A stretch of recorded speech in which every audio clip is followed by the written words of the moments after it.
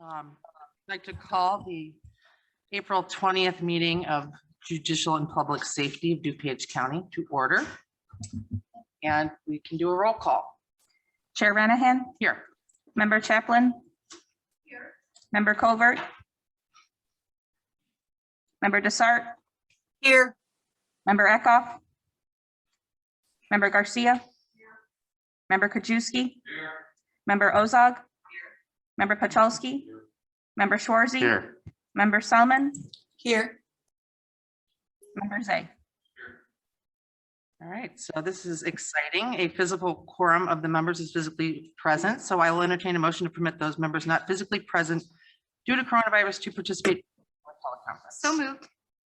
Second, thank you. Questions? All right, going to let everybody in. Yeah, sorry, I just got here. Member Sadia Covert, present. Started here. All right, and so do we need to do a roll call on that or just all in favor? Okay, so okay, all in favor, those present, say aye. Aye. Any opposed? All right. Do we have any public comment? No public comment. No public comment. All right, now moving on. We had a robust conversation at County Board last week. And it appears that the board would like to take a comprehensive approach to the hiring of additional staff to implement the Safety Act, Public Act 101-0652. While I appreciate the previous presentations on the topic, I am advised that we have time to consider the experiences of our peer counties and municipalities that have previously implemented body camera systems to compare the number and classification level of staff that may be required to implement the provisions. After conferring with Finance Chair Chaplin and staff, it is our recommendation that any decisions to approve new headcounts should be part of the overall budget process for fiscal year 2022. I'm sorry. That begins this summer. I think we would all agree that before we encumber this county with new personnel costs for decades to come, we owe it to our taxpayers to carefully review, to work collaboratively and respectfully to consider all scenarios before authorizing new personnel or building to accommodate the same. We would ask each officer to also consider existing vacancies and staffing levels before requesting new headcount. For example, perhaps an existing staff person could assume additional duties with a smaller equity increase versus hiring a new staff person with benefits. Additionally, a few words on last week's decision of the board to contract for items not required, not mandated under criminal justice reform legislation. The objective of this committee is to sculpt what is mandated. In fact, it is imperative that this committee keep to statutory guidance on spending and not imagine costs or cost savings where they do not exist. Unfortunately, the county board obligated substantial funds, hundreds of thousands of dollars to a 5-year contract for training and taser purchases outside any statute mandate. These are not attributable to the act and will be line item outside of implementation costs. I find great irony that the criminal justice reform statute that limits taser use was used by this board to purchase more tasers. In fact, the loudest opponents of this bill and its unfunded mandates were also the ones that voted to exceed expenditures beyond the law's requirements. This is not fiscally responsible. Another expensive virtual training helmets are not mandated, were also funded. The state training board has been charged to develop training standards, including mandatory role play training, not virtual training, along with mental health review standards. But these directives are not even completed yet, so we cannot guess the requirements or what might be required to meet them. Time-wise, the first reporting date for officer training is not until July 2022, with some not due until 2024. So I would recommend that members read updates provided by Cheryl Marquet, by SACO, by our lobbyists. Read the statute itself. Staff has been directed to create a timeline to educate members and further clarify actual requirements. What is needed versus unfunded mandates that we hear so much about. With that, I'm going to turn it over to Jason, our policy and program advisor, who will walk us through some of the research he's done regarding governmental entities that have implemented body camera programs. Thank you, Jason. Thank you, Chair Renahan. I was asked to put, as Chair Renahan stated, I was asked to put together some initial research regarding the implementation of body worn cameras throughout the state of Illinois and other agencies throughout the county or country. Last night, I sent out a memo to the committee, and today I'll give a few highlights from it. Again, I wanted to restate that with the passage of the Safety Act, all law enforcement agencies are required to implement body-worn cameras over the course of the next 5 years based on the population of the municipality or county. DuPage County and most other Collier counties fall into that category that requires implementation by January 1 of 2022. From there, it goes down by population, ending with communities under 50,000 being implemented by January 1, 2025. DuPage has municipalities of various populations and will have a staggered implementation date for each city. Currently, Roselle, Villa Park, West Chicago, and Woodridge have implemented body-worn cameras. Initially looking at Collier counties, our peers, they are all mostly in the assessment phase and determining if and what staffing increases are needed. The Lake County Chief Judge has called together a working group to assess the needs and requirements of the Safety Act, and I will update this committee based on the results of that working group when it's available. McHenry County is a little different. They're under the 500,000 population, so they actually have an extra year to implement this with their sheriff's office. But I did provide the staffing levels, the sheriff's office, state's attorney's office, and public defender's office for the past 3 years, and there's been no significant changes at this time. I will continue to monitor action taken by the McHenry County Board. And with that, I do know they have a couple, 5 communities that currently use body-worn cameras. Will County is still in the assessment phase. And again, I will update the committee when more information comes available for that. Kane County began implementation of body-worn cameras for their sheriff's office last fall. They're still in the process. Currently, there's been minimal staffing changes to the sheriff's office for the past 3 years and no changes at the public defender's office in those 3 years as well.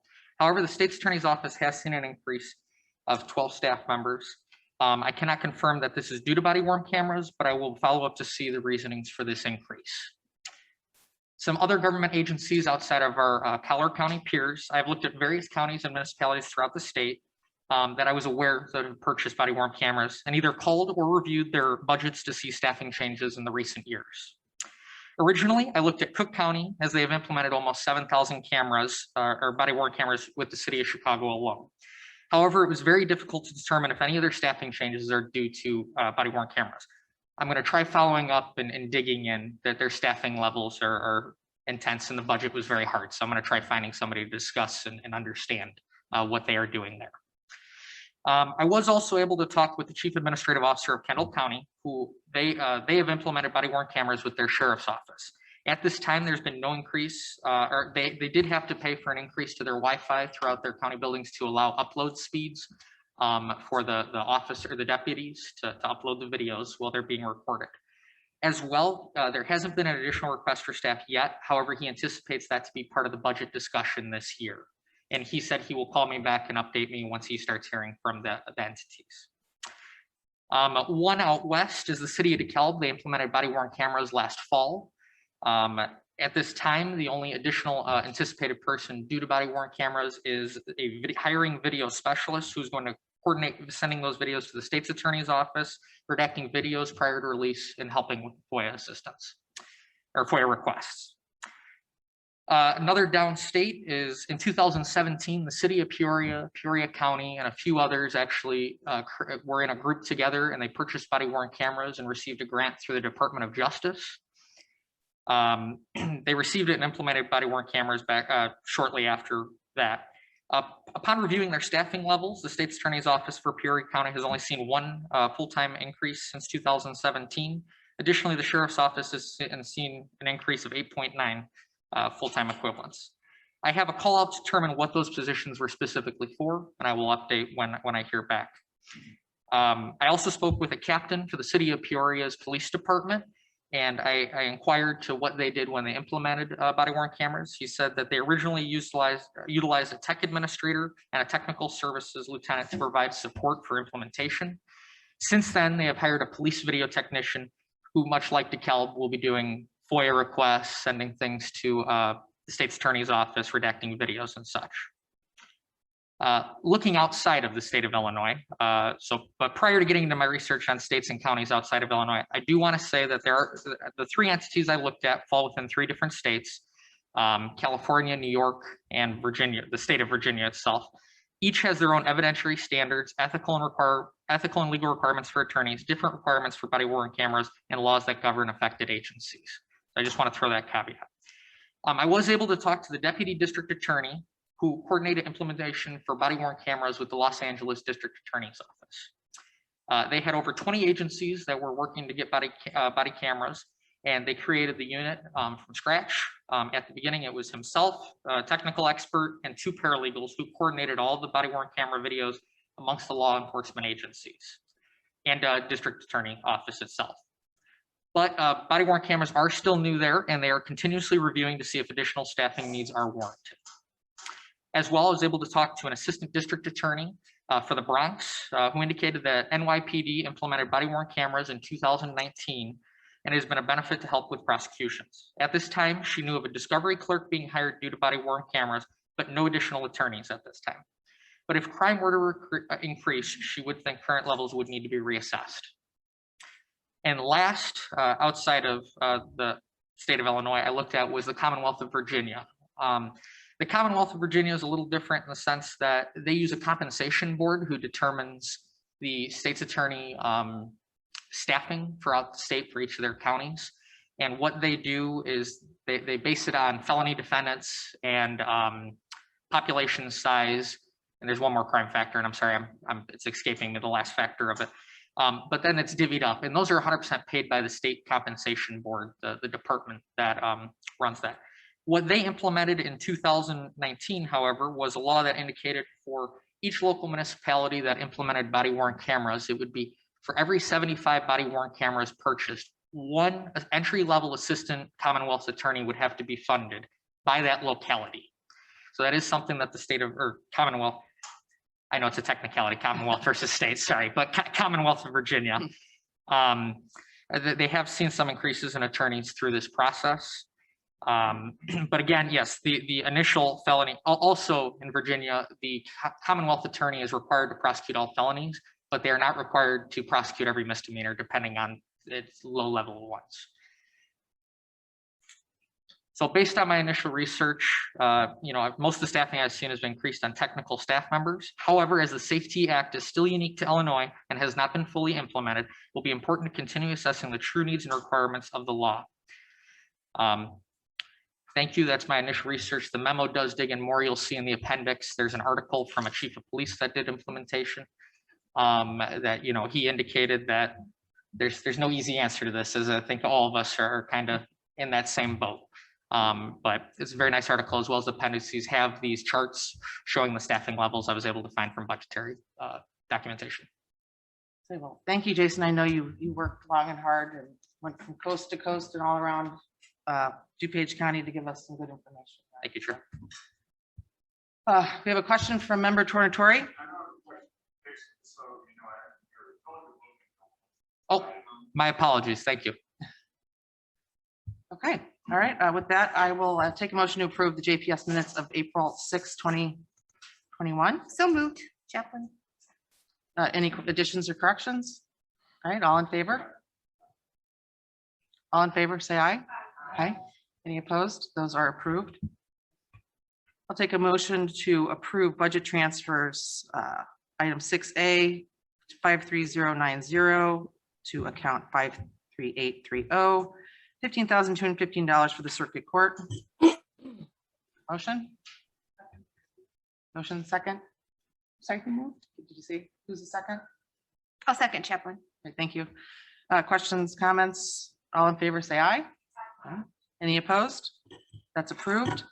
I'll take a motion to approve budget transfer from 52200, 53020, and 53800 to 52210, 53250, 53801, $49,201 for the circuit court. So moved, Chaplain. Okay, thank you. Questions, comments? All in favor, say aye. Aye. Aye. Any opposed? Those are approved. I'll take a motion on change order. Amendment to resolution JPSP 34119 issued to Chelco Partnership DBA Verizon Wireless for cell phone usage for the probation and court services for a time extension through September 30th, 2021 with no change to the contract. So, second, Chaplain. Questions, comments? All in favor, say aye. Aye. Aye. Any opposed? That passes. I'll take a motion on change order 2019-602, change order to Shelco Partnership ZBA Verizon Wireless for detention screening transportation with no change for probation and court services. So moved, Chaplain. All right, thank you. Any questions, comments? All in favor, say aye. Aye. Any opposed? That is approved. I'll take a motion on JPSR 252-21, resolution acceptance appropriation, DuPage County Health Department for heroin opioid prevention and education, first offender court, focus court grant, accounting unit 5905, So 25. moved. Second. Was that on mine? Colbert. Thank you. I didn't Member- hear second. Thank you, Member Covert. Any questions on this item? Comments? Say aye. Any opposed? That is passed. Procurement requisitions. I'll take a motion on JPSP 89-21 for approval of a contract with Agilent Technologies to provide an inert extractor ion MS for the Sheriff's Crime Lab. Contract total not to exceed $97,432.75 for the sheriff. So moved. So moved, Desart. Second, Chaplain. All right, thank you. Any questions or comments? All in favor, say aye. I have a comment, Chairwoman. Yes, Member Desart? Thank you. I just had a comment for the committee's benefit so that you know that this procurement is fully funded by the Coverdell grant administered by the Illinois Justice Information Authority. So no money is coming from the general fund. It's all grant paid for. Thank you for that comment. Let's go ahead and take the vote again. All in favor, say aye. Aye. Any opposed? All right, that is passed. I will take a motion on grant proposal notification, GPN 3121 for the 2021 Adult Drug Court and Veterans Treatment Court Discretionary Grant Program for $500,000 for probation and court services. Move Garcia. Second, Chaplain. Questions or comments on this grant? All in favor, say aye. Aye. Any opposed? That is approved.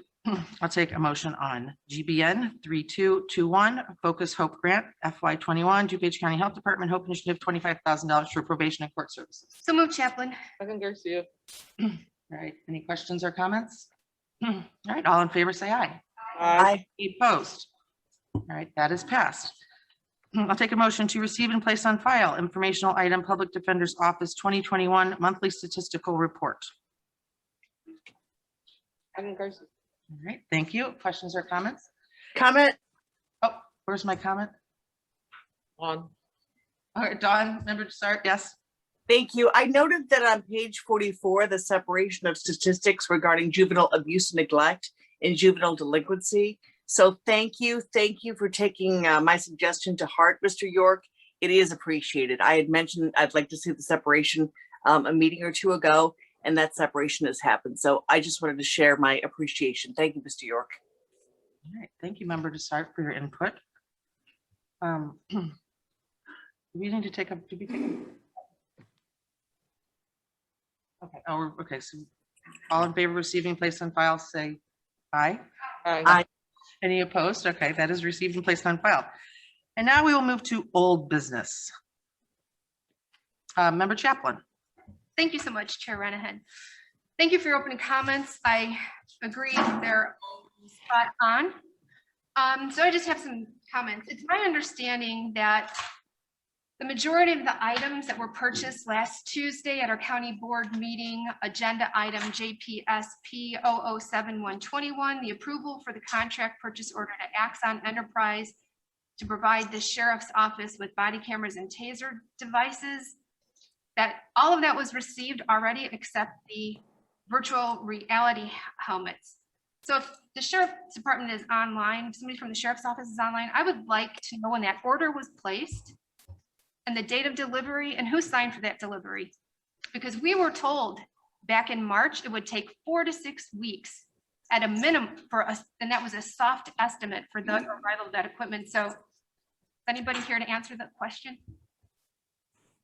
This is Deputy Chief Dan Bilodeau. The taser, the boxes actually arrived yesterday, which was a surprise to us. When we placed the order on Tuesday, it was placed after procurement got the paperwork after the board meeting. They sent the approved order over to Axon Taser, which started the purchase process. In the initial conversations with them, we had discussed with them our desire to apply for this grant And if they could expedite the shipping, they would do so. They didn't think that the initial estimates given us were not that they would arrive within a week, but they did. And Rep was just as surprised as we were when the truck backed into the loading dock yesterday morning. Okay, and you received everything but the helmets, is that correct? The virtual reality helmets? Correct. It's my understanding that those come from a different section within Axon, and we have already reached out to them several times to find out where they are at. Because we have, we kind of made this rush decision last week based on information that was given that it was going to take 4 to 6 weeks for delivery. Do we know, do the virtual helmets, reality helmets, meet the standard of the legislation? Because we were told on March 16th that you think that it meets the requirement, the mandate. So does it meet, or do we think it meets the mandate? We believe that it meets the mandate, but the state has still not actually metered out all of that and published any new information. Okay, so we don't know if those are going to be accepted or not. Okay.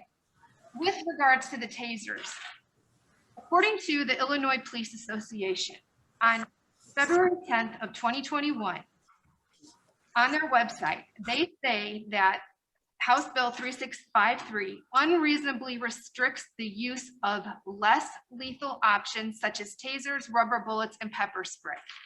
On page 288 of the legislation, it states that discharge kinetic impact projectiles and all other non or less projectiles cannot be targets at the head, pelvis, or back. And it's my understanding that Sheriff Mendrick mentioned his same concerns to the Illinois Police Chiefs Association and said that the manufacturer of the taser recommends to shoot the taser in the back, but the legislation prohibits that. There are articles, Black Americans disproportionately die in police taser confrontations. Reuters documented 1,081 cases through the end of 2018 in which people died after being shot by police with a taser. And the vast majority of those incidents were after 2000. At least 32% of those who died were Black, and at least 29% were white. African Americans make up 14% of the US population. So disproportionately. Most independent researchers who have studied tasers say deaths are rare when they're used properly. But Reuters' investigation found that many police officers are not trained properly on the risks, and weapons are also misused. Tasers fire a pair of barbed darts that deliver a paralyzing electric charge and can be pressed directly against the body to drive stun mode, causing instant pain. This is all from the article. The question police should be asking is not, can I use a taser, but should I? Said Michael Lanesso, a retired police officer who ran the Oakland Police Department's taser program and has served as an expert witness in wrongful death lawsuits against Axon. This is a dangerous weapon, he said. The more it's used, the more people are going to die. Another article from the New York Times this past Tuesday on 4/21 says tasers, are these police tools effective and are they dangerous? Do they de-escalate confrontations? The device can bring an abrupt halt to confrontation and disable an uncooperative person. But if they are discharged and don't work, or even when they do, sometimes the effect can be to make things worse. If a person is angry, under the influence of alcohol or drugs, or has a mental illness, the use of a taser can exacerbate those conditions and inflame a situation, said Joel Freeman, the chief public defender in Pima County, Arizona. When you look at who these things are being deployed against, it's a tool of escalation, not de-escalation, said Mr. Feynman. Now the police officer is thinking, I know that didn't work. Now I have to use another tool on my belt. Axon claims the tasers are between 80 and 97% effective at subduing a suspects. But in a year-long investigation in May of 2019 by APM, They show that tasers are consistently less effective. Data from some of the largest police departments in the nation reveals that officers rate tasers as effective as little as 55% of the time, or just a little better than a coin flip. When tasers fail to subdue someone, the results can be life-threatening for police and especially the public. Human rights organizations such as Amnesty International and civil rights organizations such as American Civil Liberties Union deem tasers as cruel and unusual punishment. So if the state legislation says you cannot use a taser in the back, how does the sheriff office plan to use these tasers safely in a safe manner when you can't use them as the manufacturer recommends the safe use? Are you posing that question to the I sheriff? am, I'm posing the question, yes. Deputy Sheriff?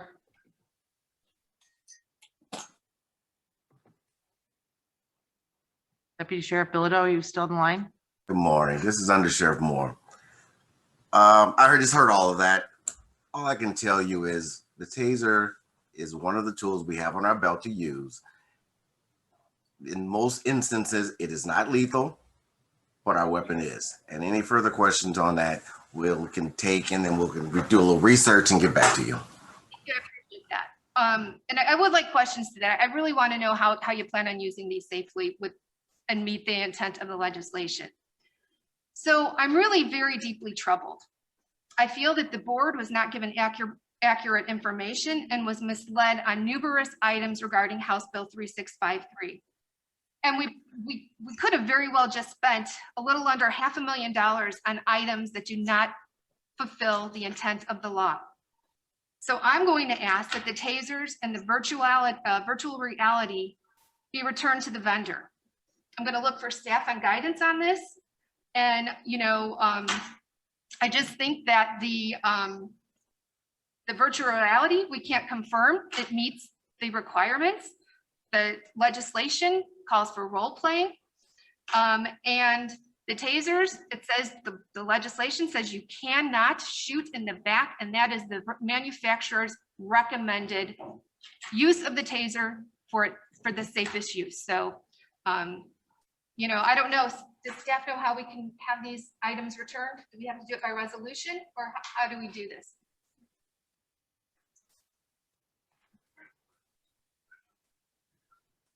I'm asking how we can get those, if there's an option for us to have those sent back.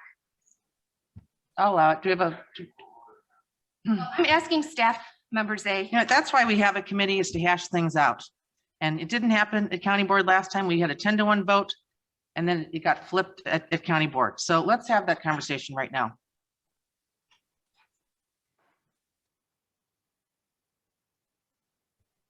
So this might be a multi-staff answer. So the question is, how would you reverse a decision? The decision was made by the board to move forward with that procurement. So the board would have to reverse their decision on the guidance we got. So right now, staff has guidance to move forward with the procurement. 2 items were voted on. One would be the actual contract with Axon. That was a simple majority. And then one was the procurement, or the money allocation, which was a super majority. I think what you're talking about would be the contract with Axion, whether you want to reverse that. That would have to be a motion for reconsideration, and I would defer to the state's attorney with how to bring that contract back up at the next one, with the process for that. Part of the concern here is that there's an executed contract and that a party has performed under it. So we'd have to look at the basically the termination or amendment provisions of that contract, which I don't have immediately at my fingertips. I do know that it's, generally speaking, this is not a contract that oftentimes can be terminated after performance. So it might be something we'd have to reach out to see if Axon's even willing to take anything back. As far as a motion to reconsider, it would need to be made at the next county board meeting by a person who voted with the majority, and it would need to have a the appropriate votes under the rules. All right, thank you. Member Zay, you were waiting. Comment?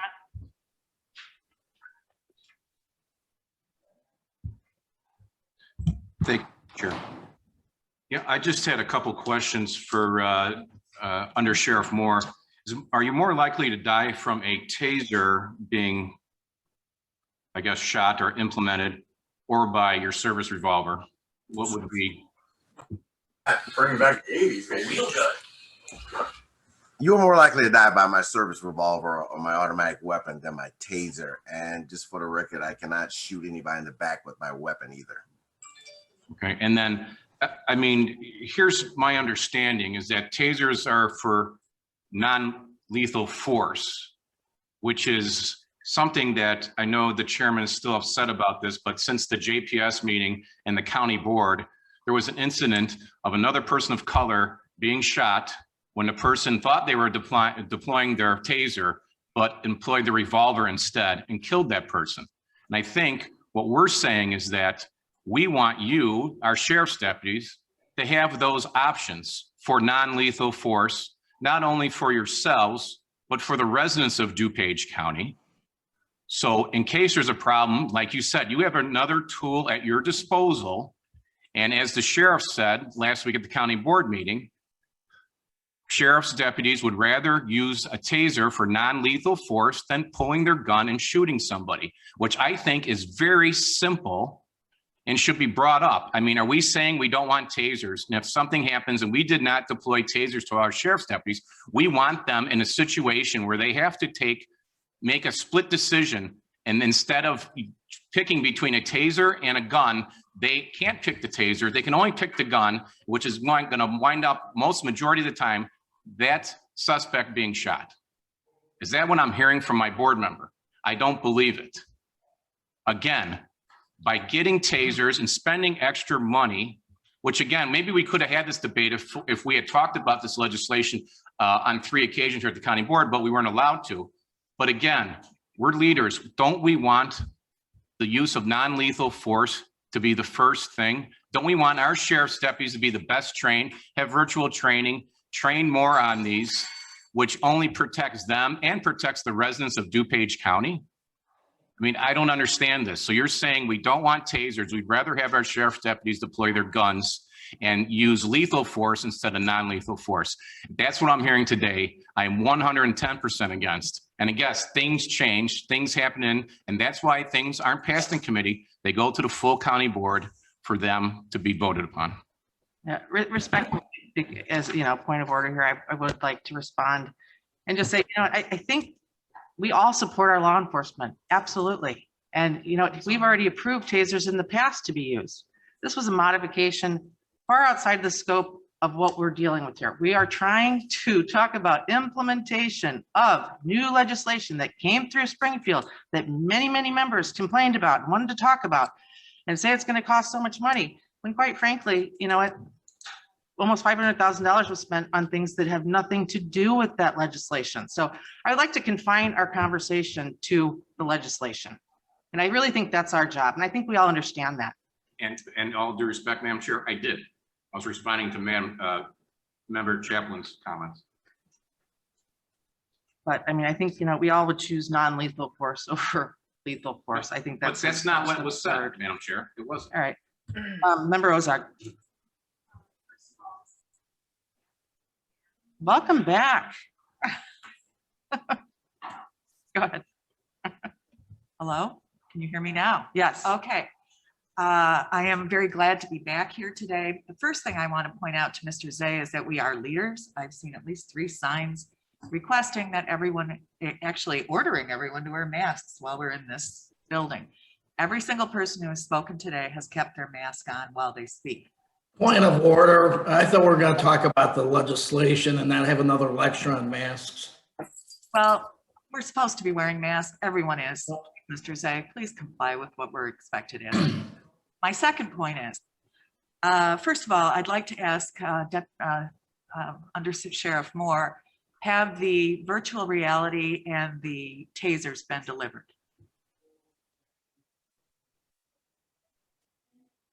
Were they delivered on yesterday?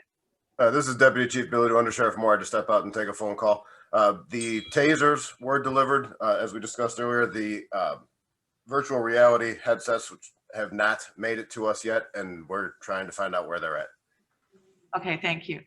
I would also like to piggyback on Chairman Renahan's excellent comments and Member Chaplin's comments. Last week, agreements had been reached by both the JPS committee prior and also during finance. And I think that the way the tasers and the virtual reality were added to the board meeting is really against a spirit of cooperation, and it's against what we're supposed to be trying to do with this law. And as it's been pointed out, they were not required. And going forward, we are going to have to be watching our budget, watching what is required. And it was discussed last week that the tasers and the virtual reality could be part of the discussion that will be held in just a few months for our upcoming FY 2022 budget. And I think the way that this was done was just really not in any spirit of cooperation or attempt to listen and carefully discuss how we spend the money to implement this bill. Thank you. Thank you, Member Bozak. Member Desart's been waiting, and then Thank you, Chairwoman. I was not here for the vote on Tuesday because I was in the hospital recovering from double pneumonia. But in anticipation of that meeting, I had already done all of my homework. And part of that due diligence was I had a phone call with Undersheriff Moore and Undersheriff Bigelow. And so, Sheriff Moore, I wanted to ask you this. Weren't the tasers, we discussed this, we went through the line items, and I remember asking you this a couple of times. And I believe you told me that the tasers were in the $2 million, not the extra $500,000, but they were in the initial $2 million allocation that we had approved in JPS the meeting prior. Is that true? This is Deputy Chief Bigelow again. Yes, the initial, the one that we had gone back to on the $2 million one did include some of the tasers, yes. The initial one that we had agreed with Chairwoman Renahan on did include tasers for all of our frontline uniform staff. It was not enough to pair a taser 7 with all of the law enforcement personnel. So yeah, that's not the conversation I recall, because I recall asking, are these now in that first $2 million agreement that JPS passed during our last meeting? I recall you saying that those were enough tasers now to accommodate all of the body cams for all of the personnel on the street. Am I remembering that conversation? No, that's correct. That's what I said, our uniform frontline staff. This one that was passed in the amendment will provide them to all of our detectives, our forensic people. And the agreement that we had with Chairwoman Renahan initially was not to have those people in there. So how many more tasers are we talking about between the $2 million and the extra $500,000 that was approved on Tuesday? How many more tasers are there in that second tranche, if you will? About 30. 30 tasers. At how much each? They were like 600, I think. But no, that's the body cameras were 700. The tasers themselves are a lease, so it breaks out to.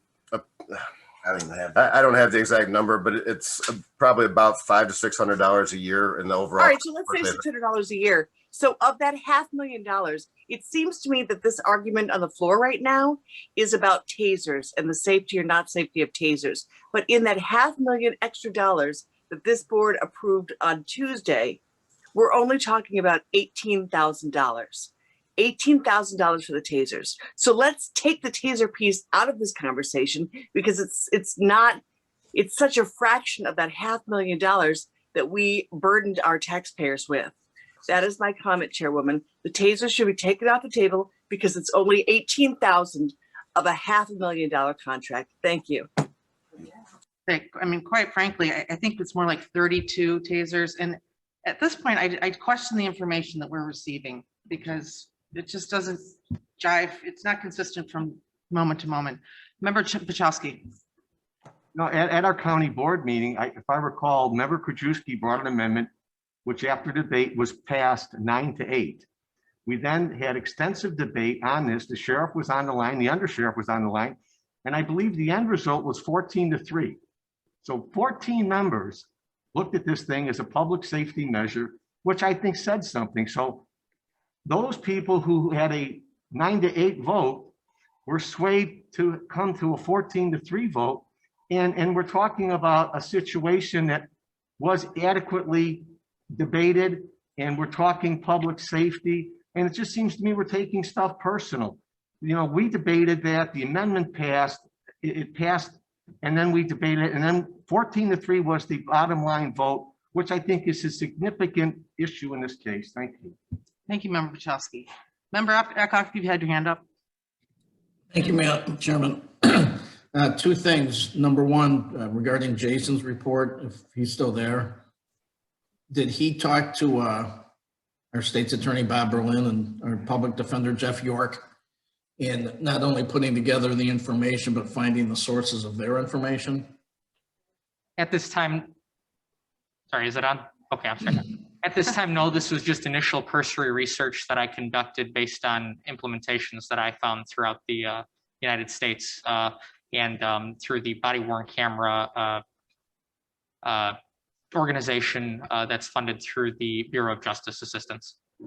Okay, well, I appreciate all your hard work, and I read that last night, especially the article from the, I think it was the Idaho sheriff, saying that it's a complex thing and it probably works out differently for every county, depending upon the pre-existing structure of the county and also the mandates of the legislation. So, but I think if you would talk to them, they've got some important information that you might want to share to the rest of the committee. Yes, sir. Second, I know we're having this big debate now about the tasers and stuff like that. And Member Chaplin, you brought in a wealth of citations and things like that. And unfortunately, since I've never heard of it before, there's no way that I can respond, or I don't think the sheriff's office can respond. So it would be a lot more helpful if you're going to read something like that that's been prepared prior to the meeting, if you'd send it out to us so we could read it first and vet the sources, and also give our sheriff a chance to respond. But otherwise, it's just the reading of a long list of researched material that I don't know how it really helps if we just hear it for the first time from the board floor, because obviously you had it for a long time before. And I would echo what Member Zay said about tasers. I mean, the whole idea of tasers when they were first developed was that there's another option, a less lethal option. And I don't think we just want to tell the sheriff, well, just shoot them. You don't have anything else we can do, just shoot them. That's not a good solution. And I certainly hope that wasn't what the legislation in Springfield was intended to do. So, and finally, you know, we're going to have this big debate, I can see, about who supports public safety and who doesn't support public safety. I'll say what I said before. The legislation in Springfield was bad. People should have spoke up about it then. Every single law enforcement officer in DuPage County was speaking against it. And then they come to the board floor and say, well, we support public safety or law enforcement when we didn't support them at the time that they asked us to. I just think is disingenuous. Oh, thank you, Member Eckhoff.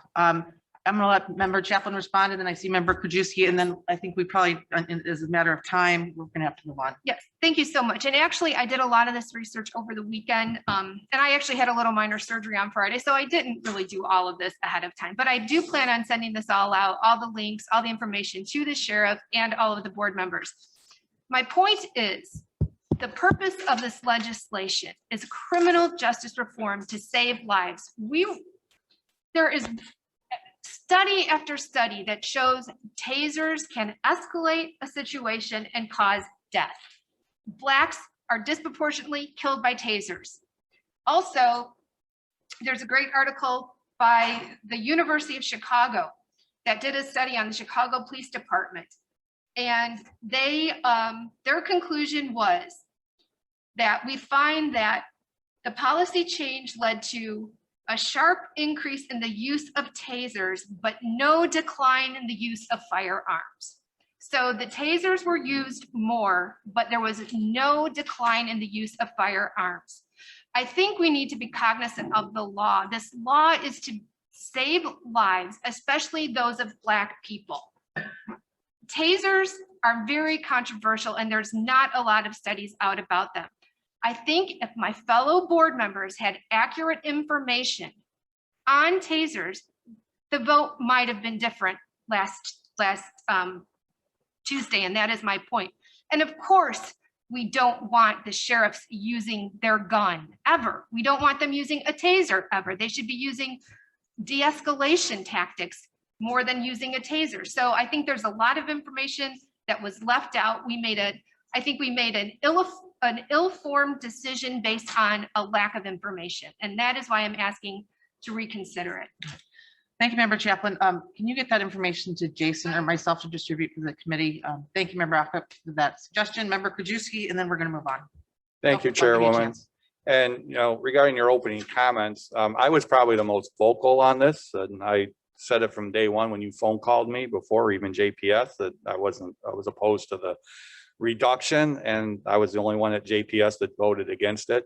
However, I was not vocal on the crime bill. I'm not even sure if I spoke on that. So I know you'd make comments about some of the people that were most vocal on one were also vocal on the other one. I was the most vocal on this, and I didn't really even speak on the crime bill. It is what it is. We have to deal with it. And listening to Jeff, our CFO, it's easy to pay for capital items coming out of our reserve. Personnel is a whole different story because it comes out of budgeting. It comes out of long-term. We have to pay for somebody. And I had many conversations after JPS with the sheriff's office, with Nick, our chief of staff, only to be telling me, well, we'll look at it next year's budget, or well, next year's budget's not coming out of general funds, actually not coming out of reserves. This was a one-time reserve, a capital, and hence why I wanted to have our officers with not only training ability and with additional tasers. And personally, I don't care if it doesn't relate to the new House bill. We can just do an accounting with that. I mean, I'd be happy Jeff can say, 1.6 million of what we just spent is related to the House bill if we want to track how much the House bill is costing us. And the other is just stuff that we want to give our officers, more training or additional, like the SWAP or the Election Commission detail detectives, tasers. We can do that in accounting. We buy electricity here for the whole building and we parcel it off. We account some for goes to animal services, some goes to other departments. So, if people want to track how much this crime bill is costing us, Jeff can easily do that by just determining how much of a purchase item. But while we were getting it, it made sense to me to just buy it all. Again, if we want to track how much the crime bill is costing us, that's fine. Jeff can do an accounting. We can parcel off some of that. I akin this to the vote. Some of you may have been here when we ordered all steel furniture, and we sat at finance, and it was Member Larson, Member Elliott, and Member me said, we're buying this very expensive furniture, and we lost 14-3 at finance. A few minutes later, we went to the board meeting, more discussions, and the board went the other way. It was 14-3. We told them we didn't want to buy it. So, I mean, that happens when there's discussion. I heard a lot of comments over the last 3 or 4 weeks. I'm not sure people using right terms, how they're doing stuff, but whatever. The more information, the more you can make a decision. I was the most vocal from day one because I thought we should do this. I wasn't vocal on the crime bill. We passed it, and the spring bill passed it. We have to deal with it. So we'll do our best as we can go forward. The bigger problem is going to be personnel, and we alluded to it, Chairwoman. Regarding that, that's going to be our big cost. That's the thing that our CFO is concerned about. How do you fund it year after year after year? Some of the equipment that we have to buy, whether it's IT, whether it's cameras, that's a one-time expense. We have plenty of reserves to take it out of. But again, regarding your comments, I was not vocal on the other one, and I was the most vocal on this one. Thank you. All right. Thank you, Member Kajisi. I'm going to end with Member Schwarzy, and then we're going to go to new business. Thank you very much. My apologies. I'm a little confused on what the debate is about here today. I know that I'm a proponent of the arrangement or the compromise that our chair, JPS chairwoman, worked out with the sheriff's department. I thought it was a win-win. With that being said, we've gotten into discussion about tasers, which to me is not necessarily the issue of spending that extra $500,000.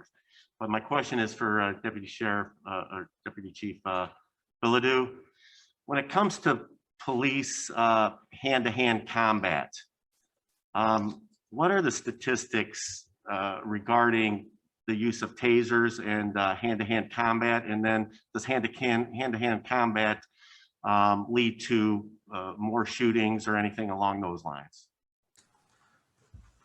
This is Undersheriff Moore. One of the most components of that would be injuries to the officer and the subject.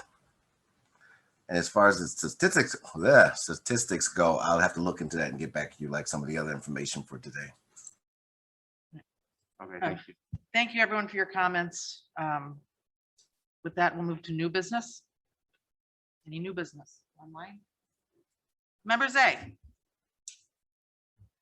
Thank you, Madam Chair. You know, unfortunately, this board does not have a law enforcement member anymore on it due to last election. But from what I heard today, there seems to be a lack of trust in our sheriff's department. And I can tell you it's not on my part or many of my colleagues. They're the professional experts on this. They know law enforcement. They've spent a lifetime in law enforcement. So when they tell us something, I believe them. I think they're at their best intent. I don't think they're trying to mislead anybody. So I support our sheriff's office, and I take what they say as their best information that they're giving us at that time on law enforcement. Thank you, Member A. Member Ozog.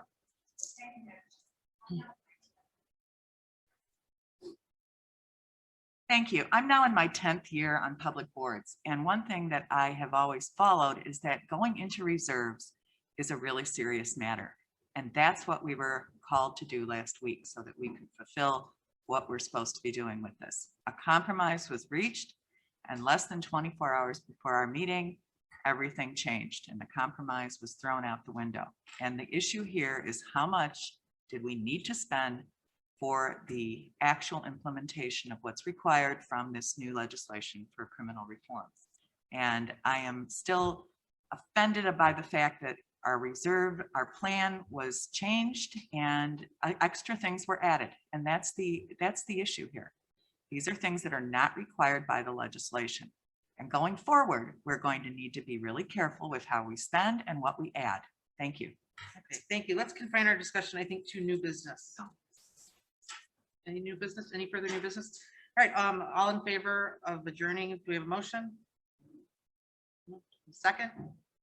All in favor, say aye. Aye. Any opposed? All right, we are adjourned. Thank you.